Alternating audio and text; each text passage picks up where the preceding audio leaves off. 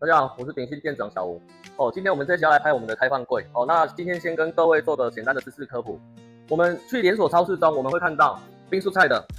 冰肉的，以及我们卖像红茶、奶茶那些铝箔包饮料的。那基本上就分成3类。第一个叫精肉，精肉就是冰肉品的，温度大约是-5度。第二个是我们的蔬果柜，也就是我们的3到8度蔬果。那接下来就是我们的日配柜，日配柜是大约8到12度。那这一类的称之为机上型因为各位可以看，没有看到它的压缩机，没有看到它的散热器，有出风口，表示说冷排一定在里面，所以我们冰箱的3大元件少了2样那基本上那2样就是属于客制化的部分。那今天各位如果去超商某一些超商门市它放的预拌团，有一些放很小台的沙丘都有底人再宽一点点的可以等于沙丘，那个是机下型的，散热器与压缩机都在机器的底部。那跟各位介绍有什么不一样？第一，它尺寸比较小。第二，它也不是属于蔬果柜，它是温度最高的8到12度，所以它压缩机要那么大吗？不用。它散热器要那么大吗？还是不用。所以它可以做机下型。那它做机下型，第一个压缩机会有噪音问题，它马力没那么大，噪音就还好。第二个，压缩机小，它的散热机相对就小，所以散出来的热气相对就没那么多。所以说它做机下型 O 不 OK？ 可以，只要它的环境可以去吞这些热量就可以。尤其超商是24小时都开着冷气的那跟各位报告，你如果说你买机下型，但是你现场下班时间还是会把冷气都关掉的。拍谁？安内利很牛，修热这么热，到底你有没有办法吞吐这些热气，通不通风？所以我们不知道但多数都是不太 OK 的那关于我们的机上型，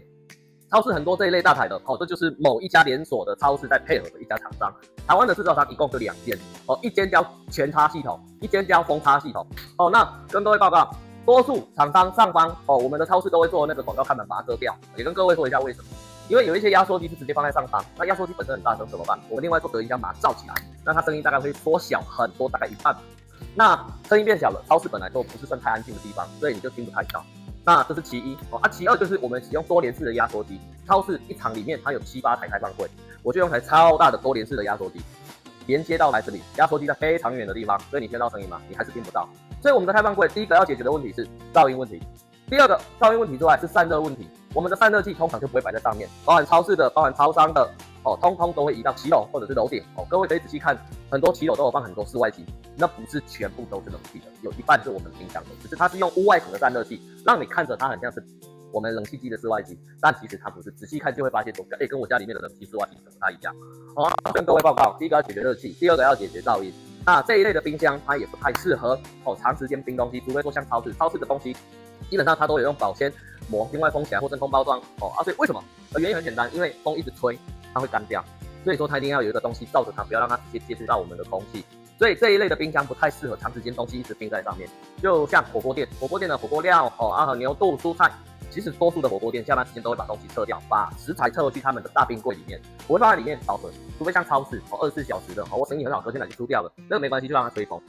尤其它是有外包装的就还好不然这一类的冰箱非常耗电我相信多数的街边店你应该也受不了这一类的电费啦，非常高，很可怕，也很可观所以说建议各位客户这一类的设备要购买其实很简单，但是一定需要先看，没办法说我要6000瓦的机没办法报价然后这一类的设备还有一个设计就是我们的门帘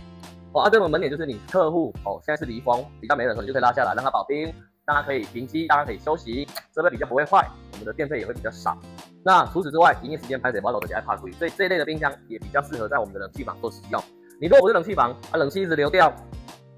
你的设备不是等同于一直运转没有在停机吗？会不会比较快坏掉？会不会比较好点？会所以说这一类客制化的商品都需要现场现看。那我们以机上型最小台的来说是6尺，哪怕不是黑色的，黑色通常单价多大概2万，白色的一台也要10多万，但10多万多到哪去？会不会破20万？不晓得，要看现场。你散热器移的长度也会影响压缩机的大小，你要冰的食材跟你的使用习惯也会影响压缩机的大小。你现场隔音要做到哪里？你现场隔音要做隔音箱就好，还是压缩机移到户外？能不能移到户外这都是好几件分开的事情。那散热器移到户外去，邻居公寓或大楼性质的你的1楼店面，人家会不会抗议？要不要换成屋外型，像冷气一样的，人家就不会抗议了。这个也很重要，通通都有价差。所以这一类冰箱不便宜最便宜一台6尺白色的10多万快20万。那以这一台成交价为例，业主做了压缩机外移，它比较长，他做了散热器外移 ，OK 那这2个都做，那他又希望声音小声，他的散热器是使用屋外型含隔音箱一体式的，压缩机也住在里面。那这样子总共花多少钱？成交价28万施工全部完工这一类设备怎么进场？场地如果不合适，用最高级所以所有的东西包括成本，所有东西都是客制化的使用。那店长说一下最近发生的案例，我们有一些客户他直接从大陆自己进口回来，那个不是不好，但是呢，你台湾要找得到相对应的厂商去跟你做修缮售后。你做船运过来，船运的风险，我们就遇过客户送到台湾来，他说陶哥我本身没定，为什么去年劳力木一共1.7点？还好那台救得起来，他使用的是 R290冷媒，我们公司刚好有在用这一类冷媒，我们就把它救好了。那后续他过2个礼拜又来反映说，陶哥我必须得在滴水，因为呢他那台设计是设计惯了所以滴水这也没办法。所以有时候我们买便宜不见得是真的便宜，买错最贵。那这一类还是建议各位，台湾如果有代理商，去跟他买 OK， 你不见得要你买 Made in Taiwan，Made in Taiwan 一定会相对贵一点，台湾人工不太便宜。那台湾也是要永续经营的在地商家他会顾售后顾品质包含制造商也一样。所以说这一类你就要便宜到哪里去？不可能，你要小，你赶紧去淘宝买，但是你买回来，你得空看别人给你搭，甚至后续能不能维修，有没有料，这是不是专用料，能不能改，不见得能修所以这个风险要自己评估好。没有跟台湾买一定比较好，没有跟大陆买一定比较差，但是这都是自己的自由选择那今天的介绍就大概到这边。最后喜欢我们的粉丝朋友们，记得帮我们按赞、订阅、追踪、开启小铃铛。如果不喜欢我们的人直接封锁我们就好了。谢谢各位。